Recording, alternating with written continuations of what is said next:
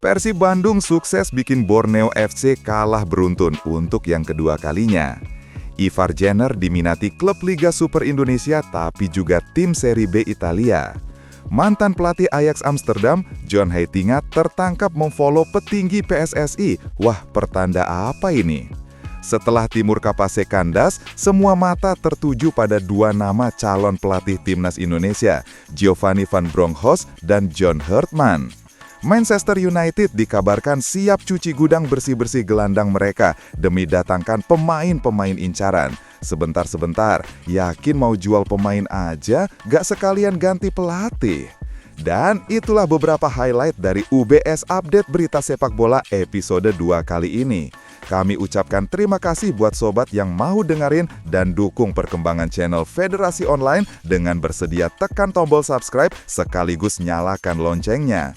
Dan dengan menekan tombol subscribe, sobat sudah resmi bisa disebut anggota Federasi Online. Asik, mantap! Dan kita akan berusaha update video setiap hari atau bahkan sehari 2-3 kali. Jadi dukungan kalian semua para anggota Federasi Online sangat berarti buat channel ini. So, tanpa berlama-lama lagi, kita langsung ke berita pertama. Di mana ada gempa hebat di tubuh Manchester United setelah hanya mampu bermain imbang 1-1 saat menjamu sang penghuni zona degradasi, West Ham United. Federasi Online ngadi-ngadi deh, kan imbang doang bukan kalah. Sabar, jangan emosi dulu. MU emang imbang, tapi masalahnya ada di mental pejuang dari Ruben Amorim yang gak nampak lagi. Bayangkan saja, disamakan jadi 1-1 di menit 83 oleh gol Songo Tumagasa, terus West Ham logikanya berpikir, sudah dapat 1 poin hasil tandang nih, nambah pemain bertahan aja deh.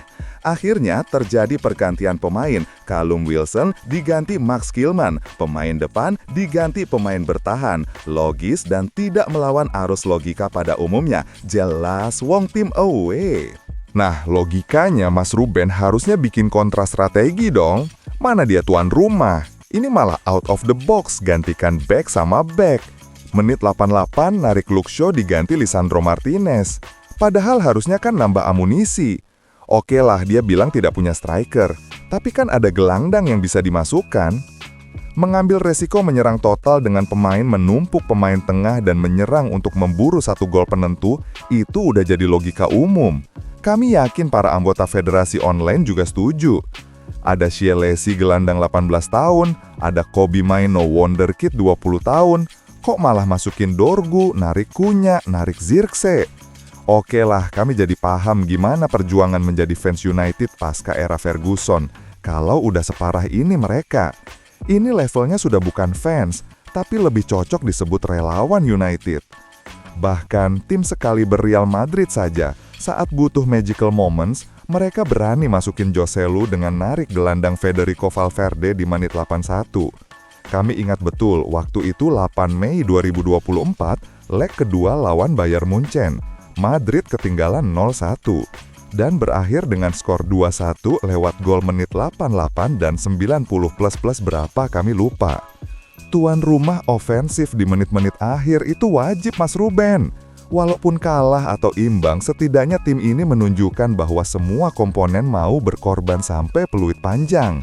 Ini dia, ini adalah faktor yang gak dimiliki United di era Mas Ruben. Ancelotti si paling miskin taktik saja paham harus gimana. Masa Ruben Amorim si paling detail nggak paham? Bahkan di post-match conference dia juga bilang, yang intinya mau gantu dengan pemain yang mana. Sudah tidak ada yang lebih ofensif lagi. Waduh, pernyataan yang sangat apa ini Mas Ruben? Bahkan pundit sekaligus legenda Manchester United, Dennis Irwin berkata, Ruben itu bukan pelatih Manchester United. Sudah sangat jelas, saya sangat muak. Bayangkan saja ada Shiealesi berusia 18 tahun di bangku cadangan dan mendengar pelatihnya bertanya, siapa yang harus diturunkan? Jelas kepercayaan dirinya runtuh. Paul Scholes juga bereaksi keras. Itu semua omong kosong, para pemain muda telah dirusak. Mereka tidak dimainkan, pada tim yang mengendalikan permainan saja tidak mampu. Sebenarnya saya benci melihat pemain lokal pergi, tapi mungkin ini yang terbaik untuk mereka. Sudah cukup. Dengan hasil imbang rasa kalah ini, MU membuang peluang bisa masuk zona Eropa dengan menyamai poin Chelsea. Tapi ya itulah Manchester United. Tolong bersabar ya para relawan United. Karena dengan keputusan aneh ini, makin menguatkan gelombang aspirasi agar manajemen segera memecat Mas Ruben. Bersumber dari Indikaila News, sebuah akun berita independen yang cukup terkenal, mengatakan bahwa pemilik saham terbesar, keluarga Glazer, lagi gak happy dan cenderung mengarah ke khawatir. Mereka khawatir dengan keputusan-keputusan Amorim yang dikhawatirkan bisa membahayakan neraca keuangan klub. Memang hebat owner satu ini, duit lagi, duit lagi. Mereka beralasan jika Manchester United gagal masuk zona Eropa, maka keuangan akan kritis. Ini jadi menegangkan, sebab pihak minoritas, Eneos, tetap ingin memberikan Ruben Amorim kesempatan. Sedangkan Glazer yakin manajer baru bisa merubah keadaan.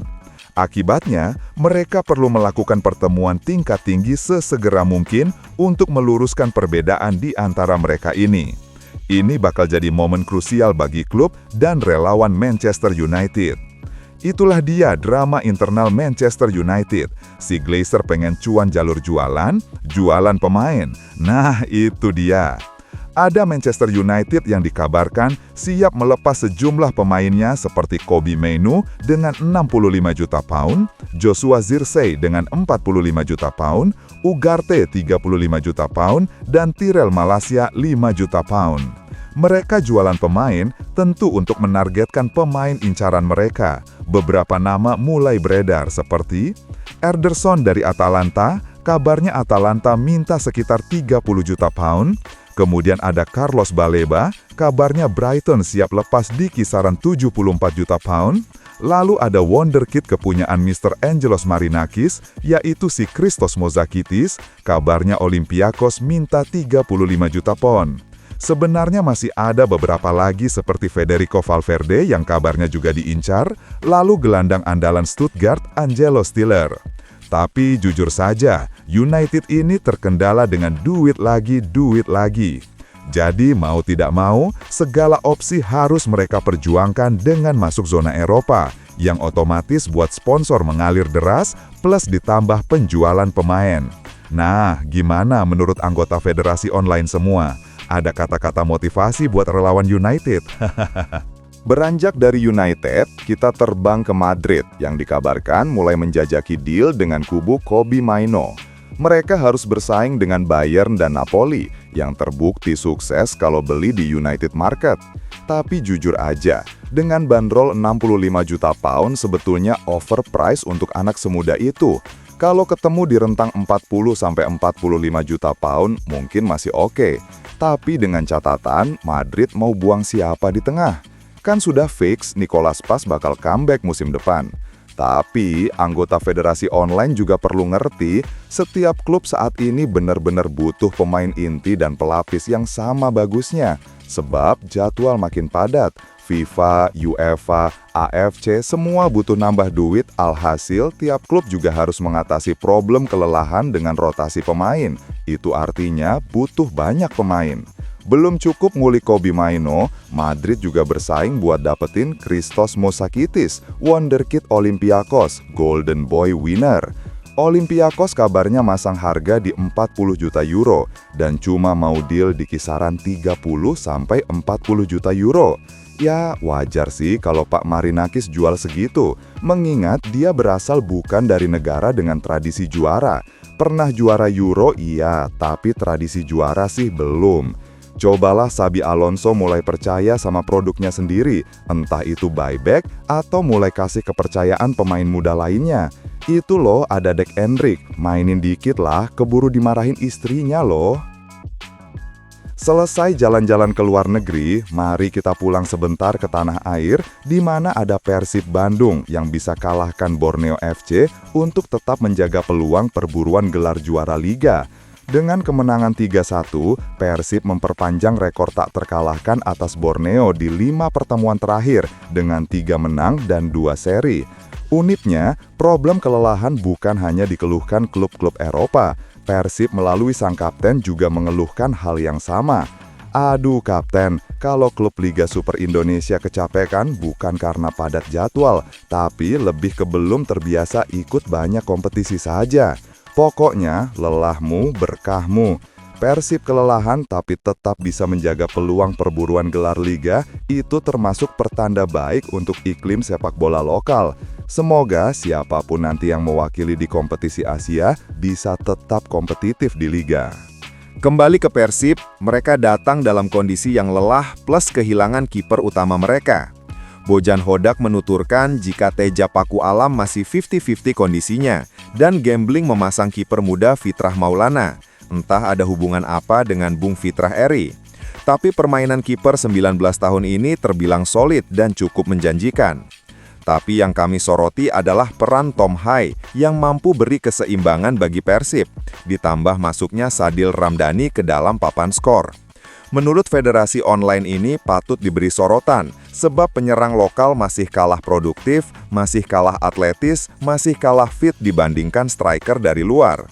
Harapannya Sadil makin konsisten dan memberi influence bagi striker lokal lain untuk makin disiplin dan endingnya makin produktif lagi. Intinya selamat buat Persib, keep pushing, jangan sampai kendor sedikit pun. Kami ingin persaingan perebutan gelar yang ketat sampai akhir, entah saling sikut sama Persija atau Borneo FC. Beranjak ke pemain muda andalan timnas Indonesia, Ivar Jenner, yang sudah dipastikan tidak akan memperpanjang kontrak dengan FC Utrecht. Kabarnya klub-klub Liga Super Indonesia sedang gigih mendekatinya. Cuma kabar terbaru yang kami kutip dari This Way yang masuk Jawa Post Group mengabarkan bahwa Ivar sedang diminati klub Serie B Venezia. Jujur kami selalu mendoakan yang terbaik buat Ivar, tapi kalau harus tiap hari ketemu bala-bala, cireng, seblak, aduh kami ini belum rela. Untung saja ada kabar yang mengatakan ada minat dari Venezia. Menurut kami ini baik, sebab bagaimanapun infrastruktur sepak bola di Eropa lebih baik jauh, walaupun mungkin secara gaji tidak akan lebih besar dari Liga Super Indonesia. Bayangkan saja, lapangan latihan klub-klub Serie B itu hampir bisa dipastikan 11-12 kualitasnya sama dengan GBK. Belum lagi soal tempat gym. Klub lokal biasanya masih gym di tempat gym umum. Kalau klub Eropa, walaupun rupanya sudah seperti gym zaman Majapahit, tapi fasilitas itu milik mereka sendiri dan dekat dengan tempat latihan, jadi pemain gak capek di jalan. Ya, semoga Ivar tetap di Eropa. Setidaknya Januari besok harus ada pembicaraan prakontrak, entah itu di Venezia, klub Yunani, klub Kroasia, yang penting jangan ke Indonesia dulu. Nanti kalau udah kepala tiga, bolehlah main di Indonesia. Selanjutnya, ada mantan pelatih Ajax Amsterdam, John Heitinga, yang tertangkap jempol netizen memfollow petinggi PSSI. Dan di zaman sosial media seperti sekarang ini, follow-unfollow itu artinya ada kode. Tapi sejauh ini pria yang punya garis keturunan Indonesia ini belum ada pernyataan resmi. Ada apa ya kira-kira? Masa ia mau jadi jajaran pelatih timnas? Atau masuk radar juga ini orang? Menurut anggota Federasi Online gimana? Yes or no? Dengan kandasnya Timur Kapase, hampir bisa dipastikan potensi calon pelatih timnas Indonesia mulai mengerucut ke dua nama, Giovanni van Bronckhorst dan John Herman. Kalau Giovanni van Bronckhorst sudah banyak yang mengulasnya, dia meraih 5 trofi mayor di Belanda dan mampu membuat Rangers bersaing ketat di Skotlandia. Uniknya, gaya kepelatihan Gio itu menyesuaikan kebutuhan tim. Terbukti, dia di Feyenoord bisa menerapkan gaya total football, sedangkan di Rangers bisa membuat klub ini bermain lebih pragmatis dan transisi cepat. Mungkin satu-satunya kendalanya adalah dia belum pernah berpengalaman melatih timnas, di mana waktu persiapan timnas itu cenderung singkat dan padat, beda dengan klub yang cenderung long run. Sedangkan nama John Herman, mantan pelatih timnas Kanada yang kini sedang jobless. Nama John Herman sebenarnya tidak banyak diperbincangkan, tapi menjadi menarik karena nama ini mencuat sebagai salah satu calon pelatih timnas Indonesia. Mantan pelatih timnas Kanada ini sedang tidak menukangi tim manapun, sehingga cocok dijadikan opsi untuk timnas Indonesia. Nama John Herman jujur saja tak sempat terlintas di pikiran halayak. Pria berkebangsaan Inggris ini disebut-sebut telah menjalin komunikasi dengan Alexander Zuyers saat Pak Dirtek berkunjung ke Inggris dan Spanyol. Jika kita komplain kenapa bukan figur terkenal, ya tapi begitulah fungsi direktur teknik berpengalaman bertugas di berbagai benua. Dia harus bisa menghadirkan opsi-opsi yang luas bahkan tak terendus radar PSSI selama ini. Sebelumnya, nama familiar saja yang dikaitkan dengan Indonesia seperti Shin Taeyong, Timur Apase, Jesus Casas, dan Giovanni van Bronckhorst. Satu slot nama tersisa masih menjadi misteri sampai akhirnya media kenamaan Sky Sport mengabarkan bahwa John Hartman menjadi salah satu kandidat pelatih timnas Indonesia. Kalau sekarang kan beredar kabar luas jika mengerucut ke 2 nama saja. Alasan mengapa dia tidak begitu terkenal memang karena tidak pernah mengenyam karir sebagai pemain sepak bola profesional. Setelah John Hartman muda dan keluarganya pindah ke Selandia Baru, dia mulai menyadari dirinya lebih berhasrat pada dunia kepelatihan. Namanya mulai dikenal saat menukangi timnas putri Kanada, dilanjutkan timnas putra Kanada. Di sanalah namanya bersinar. Dia membawa Kanada lolos Piala Dunia Qatar setelah absen selama 36 tahun. Membawa Kanada mencapai peringkat 30 FIFA. John Hartman juga membawa timnas putri Kanada bersinar di kancah Olimpiade. Dari paparan singkat, anggota Federasi Online lebih milih siapa? Atau udah terlanjur kecewa sama PSSI jadi gak mau ngelem? Jika kita bandingkan dengan Giovanni van Bronckhorst, jelas mereka sama-sama berprestasi. Bedanya, Gio bersinar di level klub saat menukangi Feyenoord dan Rangers, sedangkan John Hartman bersinar di level tim nasional. Dan itulah UBS episode 2 kali ini. Semoga para anggota federasi suka dengan cara kami membawakan konten ini. Kritik dan saran jelas kami tunggu dengan 2 tangan terbuka. Jangan lupa subscribe, like, dan komen biar rame. Sampai jumpa di episode besok pagi. Federasi Online undur diri. Have a nice day!